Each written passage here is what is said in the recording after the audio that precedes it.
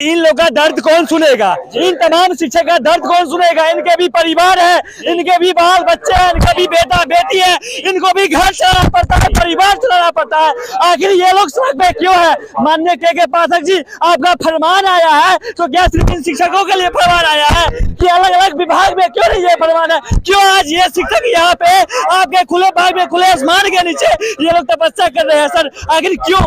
हम लोग 6 वर्षों से अतिथि शिक्षक के रूप में 10+2 स्तर माध्यमिक सेवा में दे रहे हैं। आज हमारी उम्र समाप्त हो गई, हमारी उम्र 54 वर्ष हो गई है। आखिर हमको निकाल दिया गया, हम कहाँ जाए? बताइए सर, मेरे पिता समान है, चाचा समान है, 54 वर्ष हो रहा है, यदि इन्हें निकाला जाए तो कहाँ के रहेंगे सर? बाल बच्चे सब रोड पर आ गए, भूखे मर रहे हैं, हम डिप्रेशन में हो गए। बोलिए आखिर अब क्या करें? कुछ कर नहीं पा रहे हैं, कुछ अंधेरा दिखाई पड़ रहा है।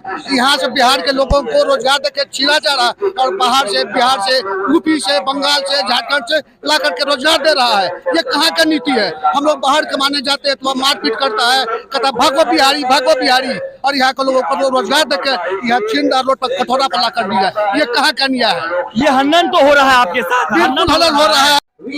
The people of India having solemnly resolved to constitute India into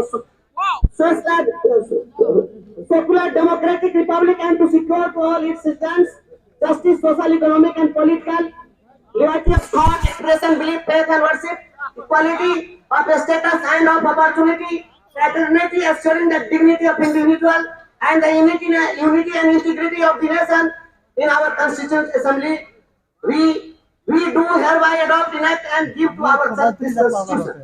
Hindi में हमारा कहता है, हमारा संविधान हमारे देश का कहती है, हम भारत के लोग भारत को एक संपूर्ण प्रभुत्व संपन्न समाजवादी पंथ निरपेक्ष लोकतंत्रात्मक गणराज्य बनाने के लिए तथा उसके समस्त नागरिकों को सामाजिक, आर्थिक और राजनीतिक न्याय, विचार, अभिव्यक्ति, विश्वास, धर्म और उपासना की स्वतंत्रता, प्रतिष्ठा और अवसर की क्षमता प्राप्त करने के लिए तथा उन सब में व्यक्ति की गरिमा और राष्ट्र की एकता तथा अखंडता सुनिश्चित करने वाली बंधुता बढ़ाने के लिए दृढ़ संकल्प होकर अपने संविधान सभा में आज तारीख 26 नवंबर 1949 ईस्वी को एकता द्वारा इस संविधान को अंगीकृत, अधिनियमित और आत्मार्पित करते हैं। हमको खुश हुआ। संविधान का प्रस्ताव उन्होंने क्यों पढ़ा? क्योंकि चौथी जो पंक्ति है 4 चीजें एश्योर करता है। पहला कहता है न्याय, सामाजिक, आर्थिक और राजनीतिक न्याय, तो न्याय की बात है। दूसरा है स्वतंत्रता, अभिव्यक्ति की स्वतंत्रता, धार्मिक विश्वास, उपासना की स्वतंत्रता, उसका समता, और तब कहता है उसमें कि व्यक्ति की गरिमा और राष्ट्र की एकता तथा अखंडता सुनिश्चित करने वाली बंधुता बढ़ाने के लिए। व्यक्ति की गरिमा का मतलब क्या है? मगर वो बताओ, व्यक्ति की गरिमा का मतलब क्या है?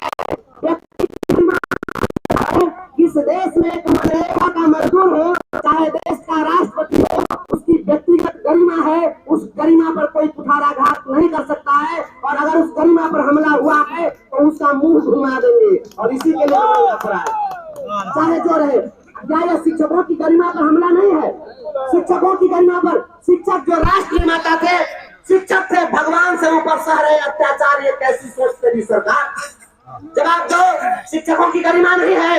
शिक्षक जो भगवान से ऊपर माने जाते थे, गुरु गोविंद गौ खरे काके लागू पाए, भले हरि गुरु आप लोग जिन गोविंद बताए, और उस शिक्षक पर निगरानी तुमने किसको किसको लगा दिया? सांप, गोजर, भालू, बिच्छू, कुत्ता, बिलाड़ी, सब पड़ गया मास्टर के पीछे, सब मास्टर के पीछे पड़ा हुआ है। शिक्षक क्या करता जी?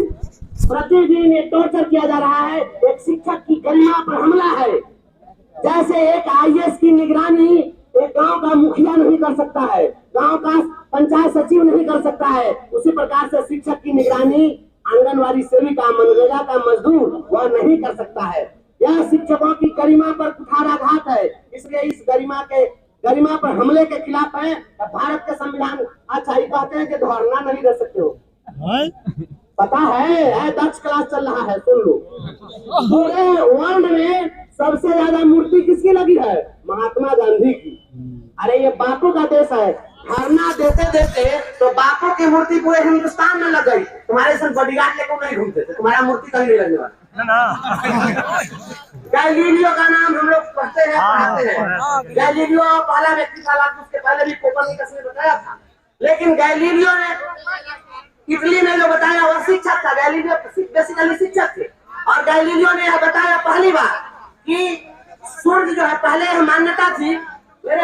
सुनिए, पहले यह मान्यता थी कि सूर्य जो है वह चलता है और पृथ्वी इस ब्रह्मांड के केंद्र में है, लेकिन गैलीलियो ने सबसे पहले कहा कि नहीं, सूर्य स्थिर है और पृथ्वी जो है चलती है।